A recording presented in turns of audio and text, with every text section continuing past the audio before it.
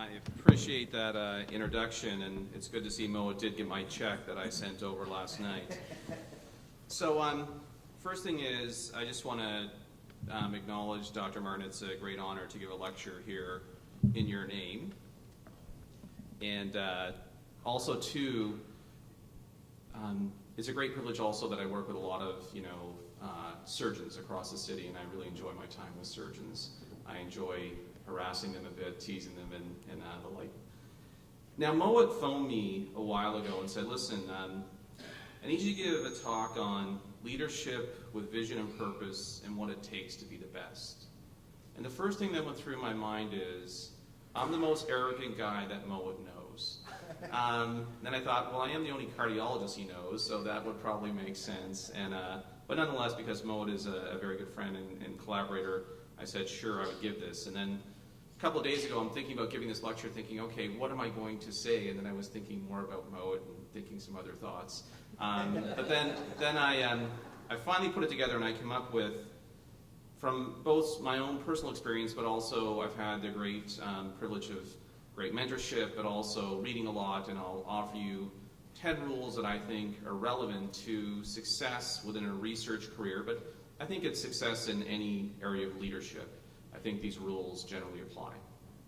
I think the first and most fundamental rule is to be honest with oneself about what one really truly wants and what one's willing to sacrifice. The reality is, when we all see Michael Phelps standing on the podium, we all think, yeah, I'd like to be Michael Phelps. That looks very cool. But the reality is, most of us are not willing to make that compromise. And I think also, too, there's a tendency in our societies to be that if you're not the leader, and if you're not the one who is standing on the podium, somehow you haven't succeeded, which is not true. One thing I'll come back to later in my discussion is that all levels of contribution matter. The important things that happen in life that transform us both as societies or as professions are only done through group efforts.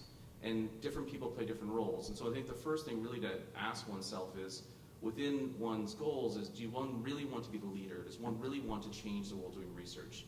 And then if that is true, then the issue becomes, what is one willing to sacrifice? And are you willing to make the appropriate sacrifices necessary to achieve that goal? I'll tell you a little bit about my journey as it relates to this.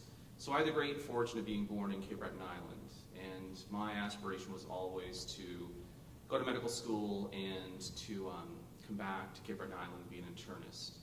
Now, between my undergrad and medical school, I went through my undergrad and military scholarship, so I was in the Navy for 3 years. And my experience in the Navy, I actually think Rob Ford's a pretty reasonable guy from what I've seen. And, so I come back, and I'm fortunate enough to get into medical school. And the first day of medical school, perhaps like a couple of you in the room, I'm sitting there in my tutorial group. I did medical school here in Hamilton. And I'm sitting there in my tutorial group, feeling kind of nervous and wondering if they had screwed up the admission process. And our tutor walks in, states her name, and then she says, "Who is PJ Devereaux?" And then I thought they did screw up the admission process. And I said, "I am." I said, "Why?" And she said, "Well, you have a very famous student supervisor. His name is David Sackett." And then I asked the unaskable question, "Who is David Sackett?" To which she seemed completely appalled, and she said, "He is a very famous clinical epidemiologist." And then, of course, based on my mother's, discipline growing up, I nodded and said, "Oh, great." And which I thought, based on my father's upbringing, in the back of my mind is, I got to get rid of this guy.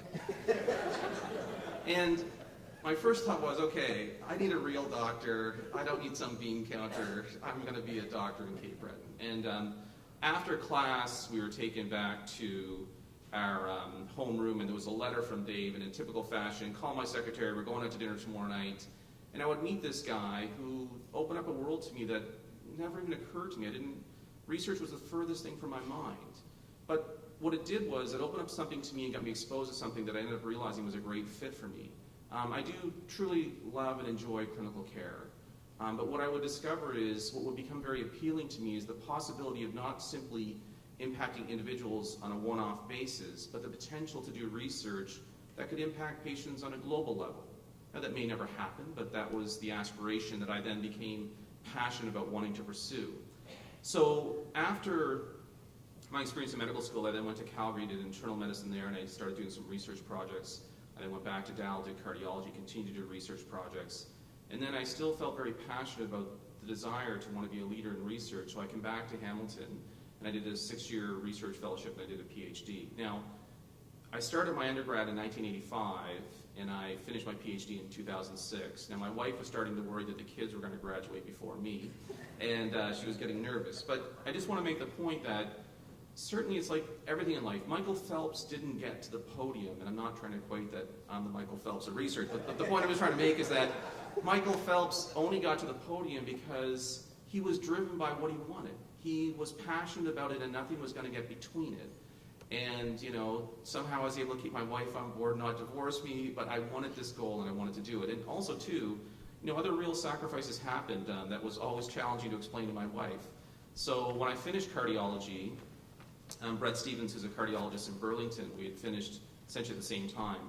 Brett went to Burlington, and the first year he was making over $500,000. I was making $50,000 a year for several years. But in the end, I mean, I make very good money, I have an incredibly good life, but the point is, if you really want something, you have to be willing to make sacrifices if you want to get to where other people aren't going to go. You have to be willing to make more sacrifice than other people.